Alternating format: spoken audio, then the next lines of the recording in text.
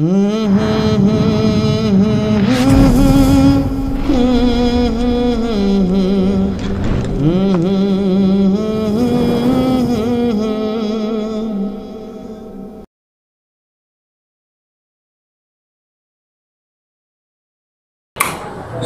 عليكم ورحمة الله وبركاته.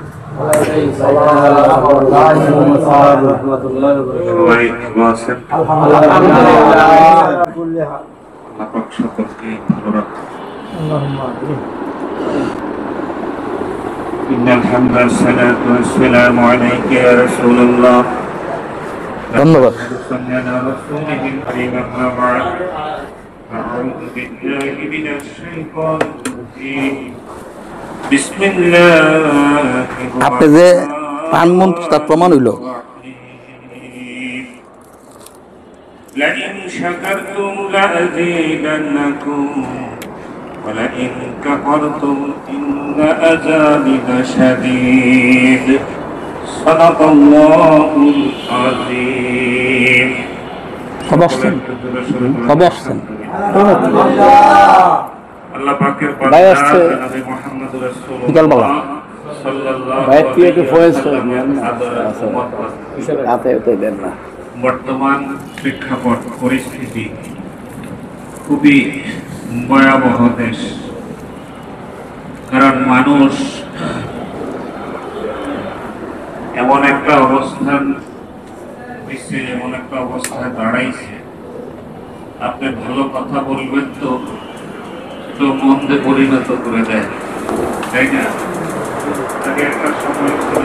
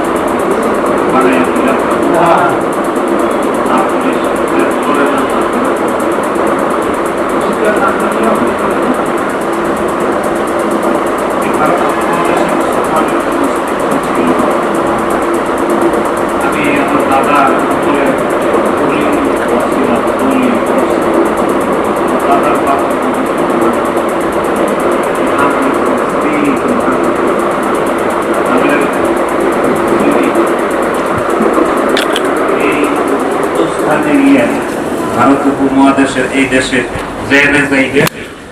দেখবেন যে নাম এরকম আছে যে এখানে মুসলমানের অস্তিত্ব নেই। আমার নানার বাড়ি গ্রামের নাম হয়েছে গোবিন্দপুর। কি পুর? গোবিন্দ মনে খুব উচ্চ মানের মুসলমান। পাশের গ্রামের নাম হয়েছে নারায়ণপুর, তারপরের গ্রামের নাম হয়েছে নরহরিপুর, তার পাশের গ্রামের নাম হয়েছে দেবপুর। তার মানে মুসলমানের অস্তিত্ব ছিল না। এদেশে ইসলাম প্রচার করেছে আল্লাহর ওলিরা। কারা? আল্লাহর ওলিরা এই দেশে এসে আমাদেরকে কালেমা পড়াইছে, মুসলমান বানাইছে, মাথায় টুপি দেওয়া শিখাইছে, দাড়ি রাখান শিখাইছে, মসজিদ নির্মাণ করেছে, মাদ্রাসা প্রতিষ্ঠা করেছে, তাই না? এটা তো সত্য। আল্লাহ রাব্বুল আলামিন কোরআনুল কারীমে বলছেন, আলা ইন্না আউলি আল্লাহি লা খাউফুন আলাইহিম ওয়া লাহুম ইয়াহজানুন।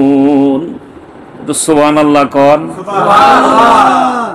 আপনারা বিভিন্ন জায়গায় বয়ান বক্তৃতা শুনেন, আমরাও শুনি।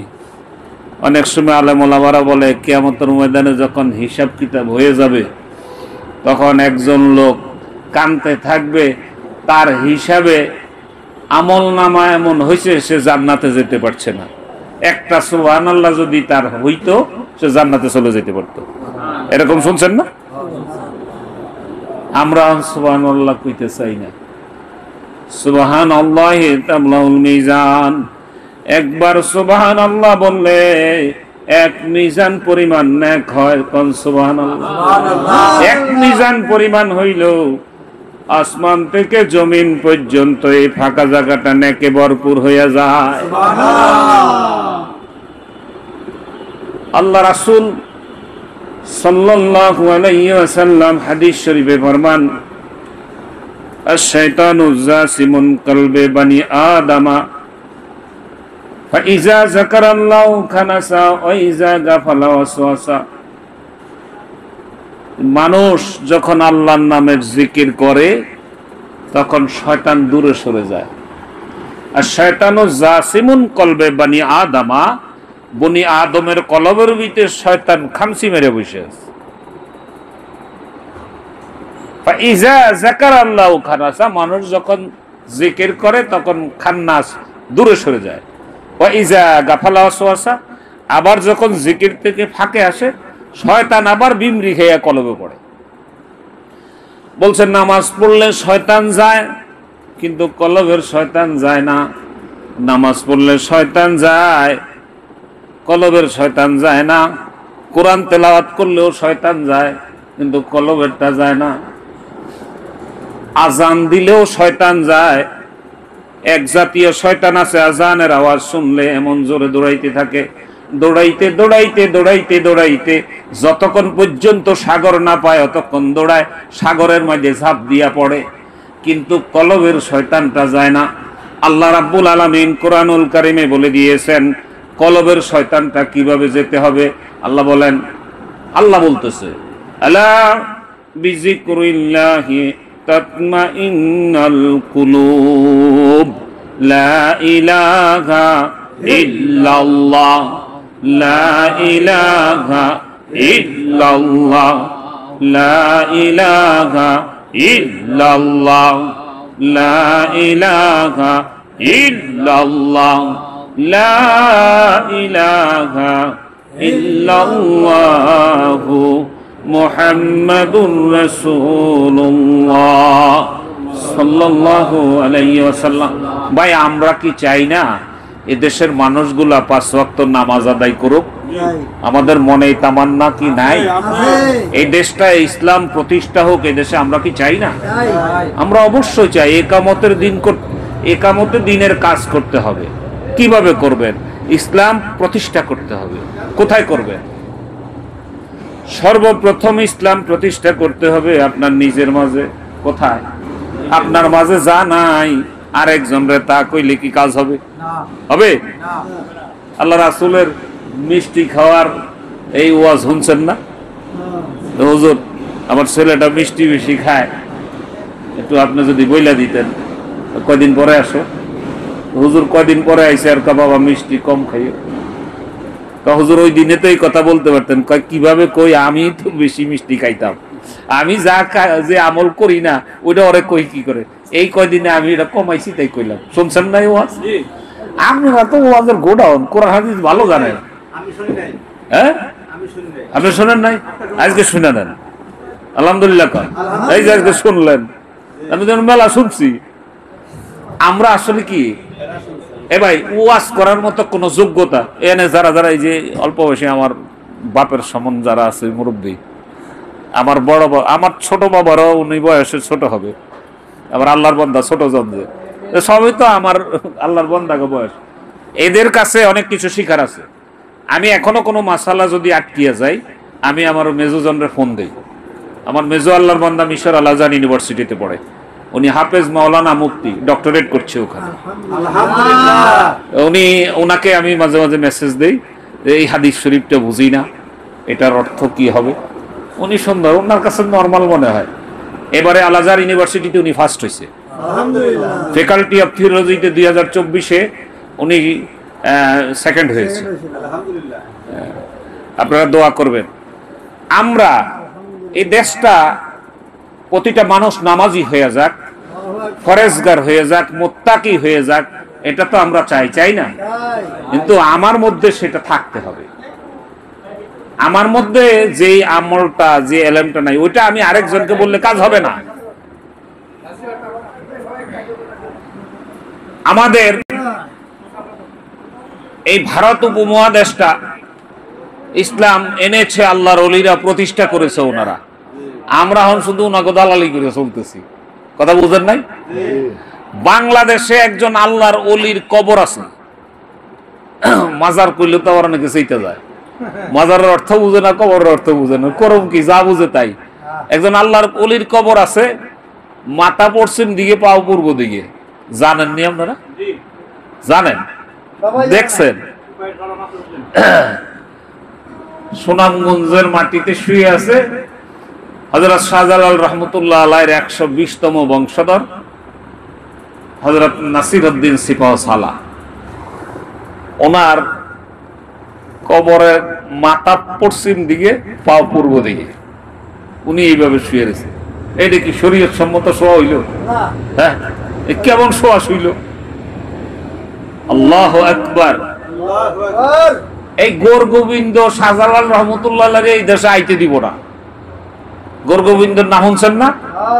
উনি আইতে দিব না। উনাগো বাপদাদার দেশ, ওনারা এই দেশে মনে করেন যা আছে সব চালাইছে। যে শিরক বিদআত যা আছে, ওই যে মূর্তি পূজা, হাবি সাবি যা করে আর কি।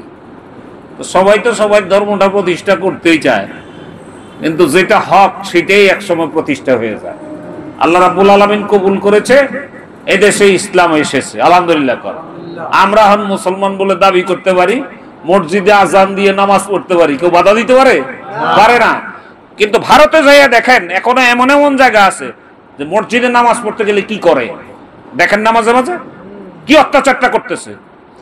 যাদের উসিলায়, যাদের খাতিরে আমরা ইসলাম পাইলাম, মসজিদে সুন্দরভাবে নামাজ পড়তে পারতেছি, প্রতিষ্ঠিত মাদ্রাসা লেখাপড়া করে মসজিদে ইমামতি করি, ওনাদেরকে আমরা বেমালুম ভুলে গেছি।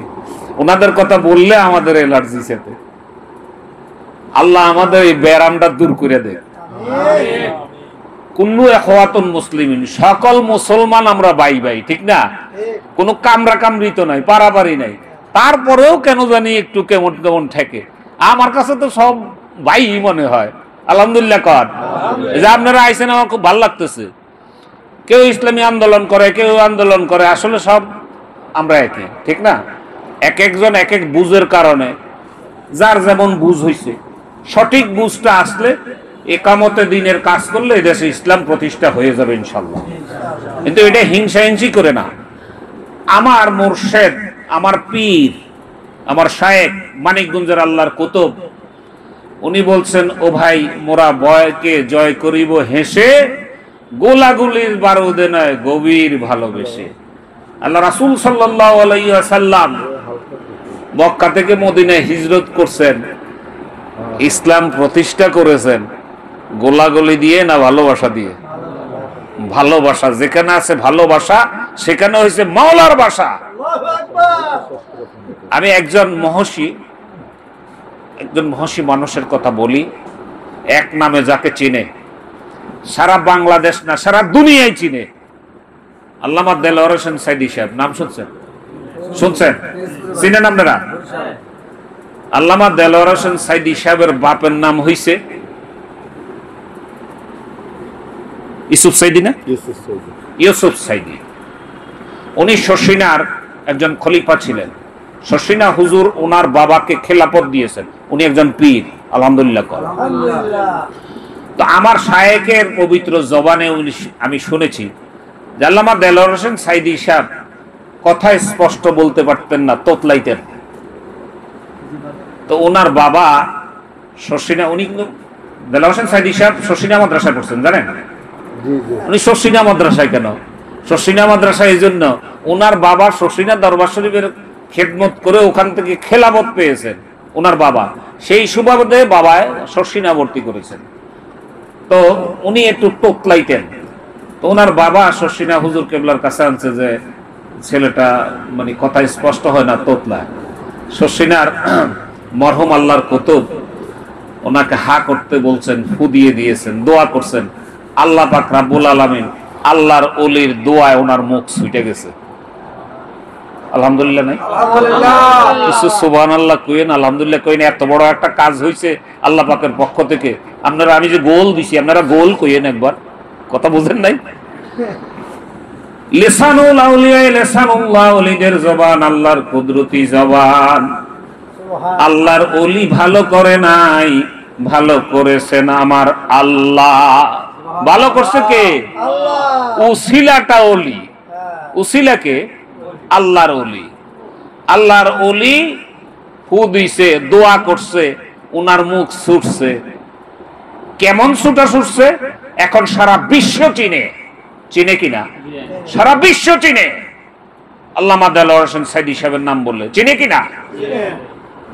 আমার মুর্শিদ কেবলার কাছে শুনছি, ওনার সাথে এই মানিকগঞ্জের পীর সাহেবের সাথে আল্লামা দেলোয়ার হোসেন সাইদি সাহেবের সাথে খুব ভালো সখ্যতা।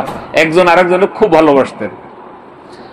অনেকেই বিভ্রান্তি করে যে ওই যারা জামাত ইসলাম করে, শিবির করে, তারা নাকি পীর দেখতে পারে না। এই কথাটা মিথ্যা। এই কথাটা কি? মিথ্যা। ওনারা ভণ্ড পীরের বিরোধিতা করে। কোন পীরের? ভণ্ড পীরের। যারা শরীয়তের খেলাপ করে, শরীয়তের বালাই ধার ধারে না, ওইসব লোকদের বিরুদ্ধাচরণ করে। আমার মুর্শিদ কিবলা অসুস্থ হইলে ঢাকা এই যে এই শাহবাগ বারডেম হাসপাতাল আছে না, ডায়াবেটিস হাসপাতাল যেটা, ওখানে ভর্তি হয়েছে। আল্লামা দেলোয়ার হোসেন সাইদি সাহেব উনি কারাগারে থাকা অবস্থায় অসুস্থ হয়েছে বলে ওনারাও ভর্তি করছে ডায়াবেটিস হাসপাতালে। কথা বুঝছেন?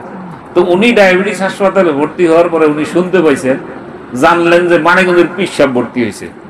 তো উনি তখন মানিকগঞ্জের পীর সাহেবের সাথে দেখা করার জন্য উনি আর্জি জানাইছে, কিন্তু উনাকে দেখা করতে দেওয়া হয়নি।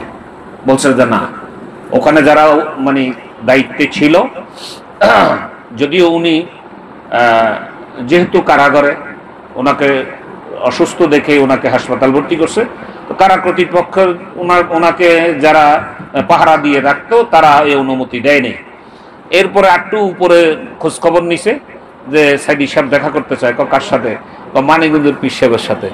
তাও দেখা করতে অনুমতি দেওয়া হয় নাই। সর্বশেষ প্রাইম মিনিস্টারের কাছে মানে এই সংবাদ গেছে যে উনি দেখা করতে চায়।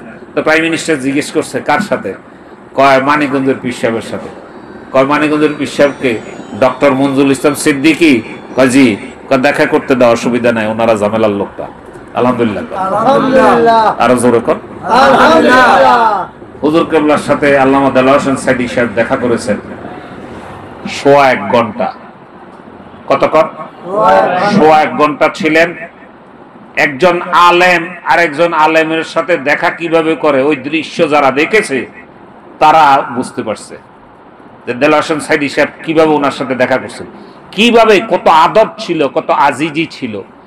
তো সর্বসাকুল্য কথা ছিল, দেলোয়ার হোসেন সাইদি সাহেব শেষ পর্যন্ত বলছে যে আমি আপনার সম্বন্ধে যথেষ্ট জানি, আমি শুনেছিও। আল্লাহ পাক রাব্বুল আলামিন আমাকে যদি এখান থেকে বের করে, আমি মানিকগঞ্জ দরবার শরীফে যাব। একটু কিছু কইেন। কি বলছে? আমি মানিকগঞ্জ দরবার শরীফে যাব। আমি যে যাব তার প্রমাণ আপনি পাইবেন। সেই প্রমাণ আমরা শেষ পর্যন্ত পাইছি কি? দেলোয়ার হোসেন সাইদি সাহেব তো মুক্তি পায় নাই, কিন্তু পরের মাসিক মাহফিলে বাড্ডা যখন আমরা মাহফিলে গেলাম, মাহফিলে যাইয়া দেখি যে স্টেজের মাঝে ওনার বড় ছেলে রফিক বিন সাইদি উপস্থিত। কথা বুঝছেন? রফিক বিন সাইদি মাইক ধরে বলেছে যে আমি এমনি আসি নাই, আব্বাজান হুকুম করেছে আসার জন্য, তাই আসছি। এবং এসে উনি আমার মুর্শিদের কাছে বায়াত গ্রহণ করেছে। এটাও উনাকে দেলোয়ার হোসেন সাইদি সাহেব বলে দিয়েছে। রফিক বিন সাইদি যতদিন বেঁচে ছিল অতদিন আমি দেখেছি উনি মানিকগঞ্জ দরবার শরীফের মাহফিলে গেছে। এরপরে তো আল্লাহ পাক রাব্বুল আলামিন ওনাকে দুনিয়া থেকে নিয়ে গেছে। আল্লাহ রাব্বুল আলামিন ওনাকে জান্নাতের উঁচু মাকাম নসিব করুক। দেলোয়ার হোসেন সাইদি সাহেবেরও হায়াতে কুলায় নাই, উনিও চলে গেছেন। আল্লামা দেলোয়ার হোসেন সাইদি সাহেব বিদায়ের পরে আমি দেখেছি মানিকগঞ্জের পীর সাহেবের চোখে পানি আমি দেখেছি, এবং এরকম কানতে কারো জন্য দেখি নাই। আমার একজন মোহাব্বতের মানুষ ছিল, এবং উনি তো উনার উনারটা করেছে, উনি আমার সাথে দেখা করেছে, আমিও ওনার সাথে দেখা করব বলেছি, কিন্তু সেই সুযোগটা আমি পাইনি, এরকম একটা কথা উনি বলেছেন। আপনারা যারা আছেন, আপনাদের কাছে আমার আরজ, আপনারা সচেতন মানুষ, অচেতন না, সচেতন, সচেতন না, শিক্ষিত মানুষ, সচেতন মানুষ। ইকামতে দ্বীনের কাজ করতে হবে। আর আল্লাহর ওলিরা যারা এই জমিনে আছেন, হাক্কানি বুজুর্গানে দ্বীনের সহচর্যে, ওনাদের সহবতে যেতে হবে। কোরআনুল কারিমে আল্লাহ রাব্বুল আলামিন বায়াতের কথা বলেছেন। এইটারে আপনি বলতে পারবেন না যে এটা হাদিস শরীফ, তো এটা একটু জয়ীফ হাদিস বা এটা জাল হাদিস, এরকম কইতে পারবে না। কোরআনের কথা কি কথা কইতে পারবেন? তো কোরআনে আল্লাহ কি বায়াতের কথা বলে নাই? হাদিস শরীফে বায়াতের কথা আছে নাই? তো যাদের কারণে এই যে বায়াতের প্রথাটা, এটা কিন্তু শুধু আল্লাহর ওলিরাই দেশে আনছে তা না, জনাবে মুহাম্মদ রাসূলুল্লাহ সাল্লাল্লাহু আলাইহি ওয়াসাল্লাম থেকে শুরু হয়েছে, এই পর্যন্ত চলতেছে, কিয়ামত পর্যন্ত চলতে থাকবে। আপনাদের প্রতি আমার আরজ থাকবে, আমি আপনাদেরকে বলি না, যারা আছেন আমার সন্তানের বয়সী, তাদের জীবন শুরু, আপনারা এই দেশের ভবিষ্যৎ। আপনারা মানিকগঞ্জের কথা আমি তো সবাইকে বলি, আপনাদেরকে তা বলি না। আপনাদেরকে বলি, আপনারা তো সচেতন, স্ট্রিমিনা খুব স্ট্রং, আপনারা সচেতন মানুষ। আপনারা দেখবেন খেয়াল করে যে এই দেশে হাক্কানি আল্লাহর ওলি কারা আছেন, যাদের ভিতরে শরীয়ত, তরিকত, হাকিকত, মারফত কোনো কিছুর খেলাপ নেই। আমার মুর্শিদ কেবলার মুখে শুনেছি, বলছে যে আমি যদি মাথায় টুপি ছাড়া খালি মাথায় একটু চুনো মুখে দেই, আপনারা আমার কান ধরিয়া বইলা দিবেন, নাইলে কিয়ামত পর্যন্ত দাবি থাকবে। এরকম ভাবে উনি কথা বলেন। শরীয়তের চুল পরিমাণ কোনো খেলাপ উনি পছন্দ করে না। উনার কাছে যারা উনার সহবতে আছে, যাইয়া তারাও শরীয়তের এলেম ধরেছে।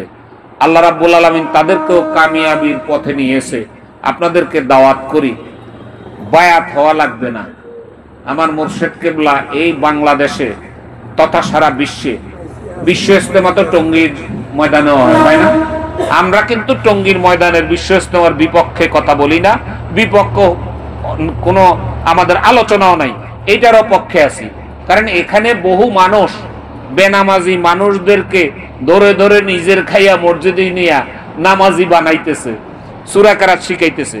কিন্তু সারা বাংলাদেশ না, তথা সারা বিশ্বের মধ্যে একমাত্র এলমে শরীয়ত, এলমে তরিকত, এলমে হাকিকত, এলমে মারফতের বিশ্ব ইজতেমার ডাক দিয়েছে আমার মুর্শিদ কেবলা মানিকগঞ্জের আল্লাহর কুতুব। আপনাদের প্রতি দাওয়াত রইল, এই বছর বর্তমান চলতি মাসের ডিসেম্বর মাসের 24, 25, 26 তারিখ বিশ্ব ইজতেমা মানিকগঞ্জ দরবার শরীফ পটল বিলের ময়দানে। আপনারা শুধু একটাবার দেখে আসবেন আল্লাহর ওলিকে, উনি কি আয়োজন করেছে, কি বলতে চাচ্ছে, একটু দুই একটা কথা শুনে আসবেন। পারবেন না? পারবেন না? যারা ছাত্র মানুষ আছেন, যদি বলেন যে আমরা তো ছাত্র মানুষ, আমাদের আপ ডাউনে টাকা পয়সা খরচ হয়, এটা আমাদের পক্ষে সম্ভব হয় না, আপনাদের জন্য ভাড়া ফ্রি, এটা আমরা বহন করব। আমাদের কারওয়ান বাজার সিদ্দিকিয়া মুজাহিদ কমিটির পক্ষ থেকে আমরা বহন করব, এবং ওখানে খাওয়া আমাদের পক্ষ থেকে আপনাদের জন্য ব্যবস্থা করব, মেহমানদারি করব। শুধু আল্লাহর ওলিকে একটু দেখে আসবেন, এই দাওয়াতটা আপনাদেরকে আমি দিলাম। আমাদের